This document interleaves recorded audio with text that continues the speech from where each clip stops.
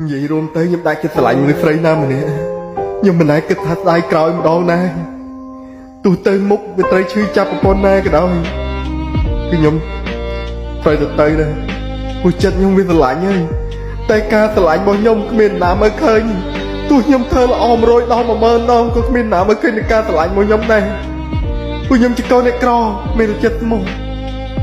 ជាងគ្មានអ្នកណាមើលឃើញខ្ញុំទេស្រឡាញ់មិនបានយូរស្រឡាញ់មិនបាននៅក្បែរគេដល់ពាក្យកណ្ដាលផ្លូវគឺគេបោះបង់ខ្ញុំចោល